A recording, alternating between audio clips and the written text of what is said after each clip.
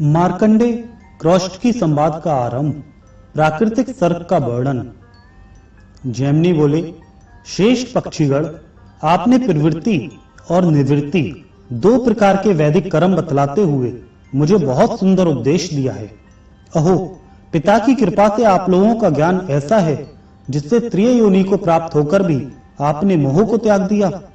आप लोग धन्य हैं, क्योंकि उत्तम सिद्धि की प्राप्ति के लिए आप लोगों का मन आज भी पूर्वावस्था में ही स्थित है। विषय जनित मोह उसे विचलित नहीं कर पाते। मेरा बड़ा भाग्य है कि महर्षि मार्कंडेय जी ने मुझे आप लोगों का परिचय दिया।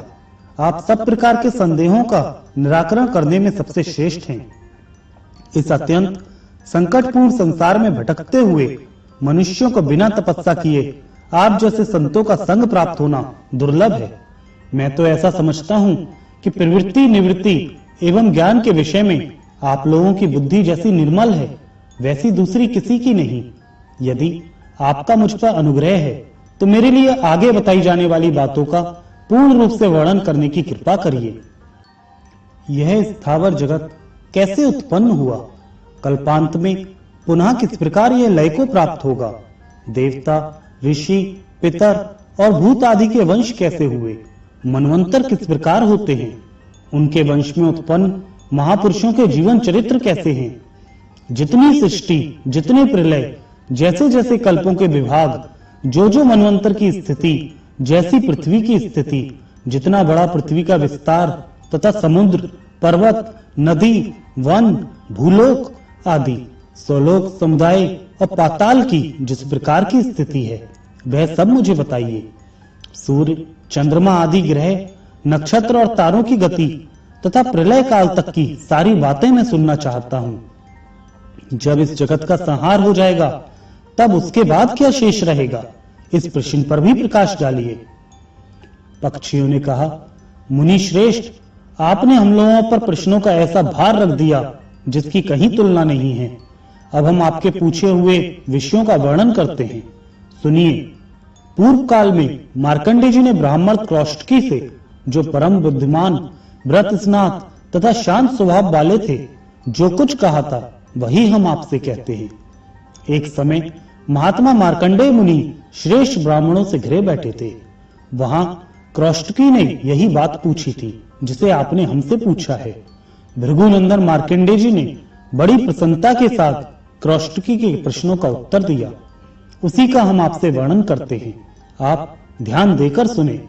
जो सृष्टि के समय ब्रह्मा, पालन काल में विष्णु तथा संहार के समय जगत का अंत करने वाले अत्यंत भयंकर रुद्र हैं, उन संपूर्ण जगत के स्वामी पितामह ब्रह्मा जी को मैं प्रणाम करता हूँ। मार्कंडेय जी ने कहा, पूर्व काल में अव्यक्त जन्मा ब्रह्मा जी के प्रकट होते ही उनके मुखों से क्रमशः पुराण और वेद प्रकट हुए। फिर महर्षियों ने पुराण की बहुत सी संहिताएं रची और वेदों के भी सहस्त्रों विभाग किए। धर्म, ज्ञान, वैराग्य और ऐश्वर्य, ये चारों महात्मा ब्रह्मा जी के उपदेश बिना नहीं सिद्ध हो सकते थे। ब्रह्मा जी के मानस पुत्र सप्तऋषियों ने उनसे वेदों को ग्रहण किया और ब्रह्मा जी के मन से उत्पन्न हुए भृगु आदि ऋषियों ने पुराण को अपनाया। भृगु से च्यवन ने और च्यवन से ब्रह्म ऋषियों ने उसे प्राप्त किया। फिर उन्होंने दक्ष को उपदेश दिया और दक्ष ने मुझे इस पुराण को सुनाया था। वही आज मैं तुमसे कहता हूँ। यह पुराण कलयुग के समस्त पापों का नाश करने वाला है, जो संपूर्ण जगत की उत्पत्ति के स्थान, अजन्मा, अविनाशी, आश्रय स्वरूप, चराचर जगत को धारण करने वाले तथा परम पद स्वरूप हैं, जिन्हें आदि पुरुष ब्रह्मा कहा जाता है, जो उत्पत्ति, पालन और संहार के कारण हैं, किसी के औरस पुत्र न होकर स्वयंभू हैं, जिनमें संपूर्ण विश्व प्रतिष्ठित है, जो हिरण्यगर्भ, लोक सृष्टि में लगे रहने वाले और परम बुद्धिमान हैं। उन भगवान ब्रह्मा जी को मैं नमस्कार करके मैं परम उत्तम भूत वर्ग का वर्णन आरंभ करता हूँ। यह भूत समुदाय 5 की संख्या में जानने के योग्य तथा विविध स्रोतों से युक्त है। महतत्व से लेकर विशेष पर्यंत उसकी स्थिति है।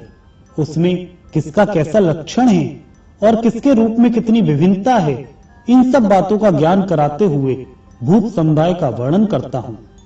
इस भौतिक जगत का जो कारण है उसे प्रधान कहते हैं। उसी को महर्षियों ने अव्यक्त कहा है और वही सूक्ष्म, नित्य एवं सत्सत स्वरूप प्रकृति है।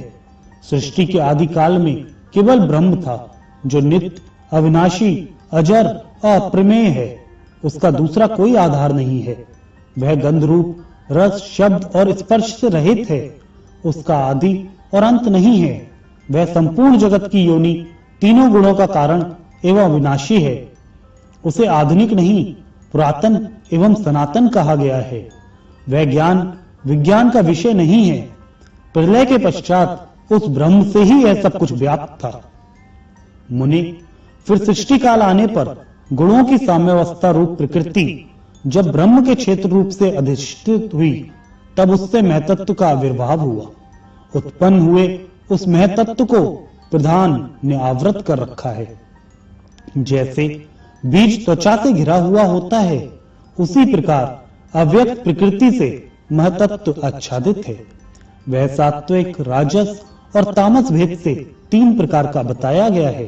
तत्पश्चात उस महत्व से सात्विक, राजस तथा भूतादि रूप तामस, इन 3 भेद वाला अहंकार उत्पन्न हुआ। जैसे अव्यक्त प्रकृति से महतत्व आवृत है, उसी प्रकार अहंकार भी महतत्व से आवृत है। भूतादि नामक तापस अहंकार ने शब्द तन्मात्रा की सृष्टि की। उस शब्द तन्मात्रा से शब्द गुण वाला आकाश उत्पन्न हुआ।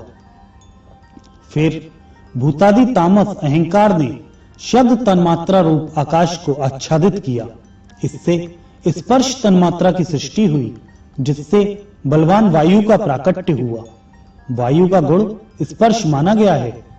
शब्द तन्मात्रा रूप आकाश ने जब स्पर्श तन्मात्रा वाले वायु को आच्छादित किया, तब वायु ने भी विकृत होकर रूप तन्मात्रा की रचना की। इस प्रकार वायु से अग्नि तत्व प्रकट हुआ, जिसका गुण रूप बतलाया गया है।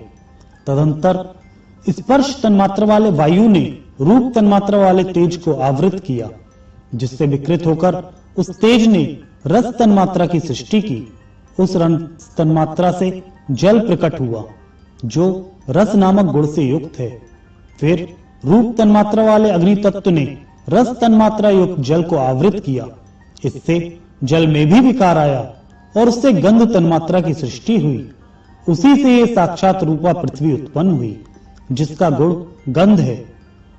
उन भूतों ने कारण रूप से तन्मात्राएं हैं, इसलिए वे भूत तन्मात्रा रूप माने गए हैं। तन्मात्राएं किसी विशेष भाव का बोध नहीं कराती, इसलिए वे अविशेष हैं। इस प्रकार तामस अहंकार से यह भूत तन्मात्रा रूपी सर्ग प्रकट हुआ। वैकारिक अहंकार में सत्वगुण की अधिकता होने से वह सात्विक भी कहलाता है। उससे एक ही साथ वैकारिक सर्ग की उत्पत्ति होती है। 5 ज्ञानेंद्रियां और 5 कर्मेंद्रियां राजस अहंकार से उत्पन्न बतलाई जाती हैं और उनके अधिष्ठाता 10 देवता सात्विक अहंकार से प्रकट हुए हैं। 11वें मन की भी वैकारिक सर्ग में ही जानना चाहिए। इस प्रकार मन तथा इंद्रियधिष्ठता देवता वैकारिक माने गए हैं। श्रवण, त्वचा, नेत्र, जिह्वा और नासिका, ये 5 इंद्रियां शब्दादि विषयों का ज्ञान कराने के लिए हैं, इसलिए इन्हें ज्ञानेंद्रिय कहते हैं। दोनों पैर, गुदा, उपस्थ, दोनों हाथ और वाक, ये 5 कर्मेंद्रियां हैं। क्रमशः चलना, मलत्याग, रति के आनंद का अनुभव, शिल्प रचना और बोलना, ये 5 इनके कर्म हैं। शब्द तन्मात्रा युक्त आकाश स्पर्श तन्मात्रा वाले वायु में प्रविष्ट है, इसलिए वायु 2 गुणों से युक्त है। उसका अपना गुण स्पर्श है, उसके साथ आकाश का शब्द भी रहता है। इसी प्रकार शब्द और स्पर्श ये 2 गुण रूप में प्रवेश करते हैं, इसलिए अग्नि शब्द, स्पर्श और रूप इन 3 गुणों से युक्त होती है। फिर शब्द, स्पर्श और रूप इन तीनों का रस में प्रवेश होता है, इसलिए रसात्मक जल को 4 गुणों से युक्त समझना चाहिए। इसी प्रकार शब्द, स्पर्श, रूप और रस ये चारों गंध में प्रवेश करते हैं और उससे मिलकर सब ओर से पृथ्वी को आवृत कर लेते हैं। इसलिए पृथ्वी 5 गुणों से युक्त है और सब भूतों में स्थूल दिखाई देती है। ये पांचों भूत शांत, घोर और मूढ़ हैं, अर्थात सुख, दुख एवं मोह से युक्त हैं। इसलिए ये विशेष कहलाते हैं। परस्पर प्रवेश करने पर ये एक दूसरे की धारणा करते हैं। ये महातत्व से मिलकर विशेष पर्यंत सभी भूत एक दूसरे से मिलकर और परस्पर आश्रित हो एक संघात को ही अपना लक्ष्य बना जब पूर्ण रूप से एक हो जाते हैं, तब पुरुष से अधिष्ठित होने के कारण प्रधान तत्व के संबंध में अंड की उत्पत्ति करते हैं। वह महान अंड जल के बुलबुले के समान क्रमशः बढ़ता है और जल पर स्थिर रहता है। उस प्राकृत अंड में ब्रह्म नाम से प्रसिद्ध क्षेत्रज्ञ पुरुष भी वृद्धि को प्राप्त होता है। वे ब्रह्मा ही सबसे प्रथम शरीरधारी होने के कारण पुरुष कहलाते हैं। भूतों के आदिकर्ता ब्रह्मा जी सबसे पहले प्रकट हुए। उन्होंने चराचर सहित संपूर्ण त्रिलोकी को व्याप्त कर रखा है। अंड के गर्भ में स्थित उन महात्मा ब्रह्मा जी के लिए मेरु पर्वत ही गर्भ को ढकने वाली झिल्ली हुआ। अन्य पर्वत जरायु हुए तथा समुद्र ही उस गर्भाशय का जल था।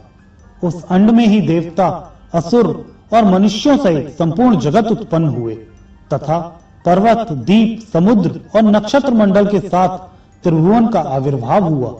वह अंड क्रमशः जल, अग्नि, वायु, आकाश तथा तामस अहंकार के द्वारा बाहर से आवृत है। यह आवरण एक की अपेक्षा दूसरे से 10 गुने बड़े हैं। तामस अहंकार उससे 10 गुने बड़े महतत्व के द्वारा आवृत है और महतत्व भी उन सब के साथ अव्यक्त प्रकृति के द्वारा घिरा हुआ है। इस प्रकार इन 7 प्राकृत आवरणों से यह अंड आवृत है। इस तरह वे 8 प्रकृतियां एक दूसरे को आवृत करके स्थित हैं। वह प्रकृति नित्य है और उसके भीतर वे ही पुरुष हैं जो तुम्हें ब्रह्म के नाम से बताए गए हैं। अब संक्षेप से पुनः इस विषय का वर्णन सुनो। जैसे कोई पुरुष जल में डूबकर फिर निकलते समय जल को फेंकता है, उसी प्रकार भगवान ब्रह्मा जी भी प्रकृति को हटाते हुए उससे प्रकट होते हैं। अव्यक्त प्रकृति को क्षेत्र बताया गया है और ब्रह्मा जी क्षेत्रज्ञ कहलाते हैं। यह संपूर्ण जगत क्षेत्र क्षेत्रज्ञ रूप ही है, ऐसा समझना चाहिए। इस प्रकार यह प्राकृत सर्ग का वर्णन हुआ। इसके भीतर अधिष्ठाता रूप से क्षेत्रज्ञ विराजमान रहता है। प्राकृत सर्ग ही प्रथम सृष्टि है।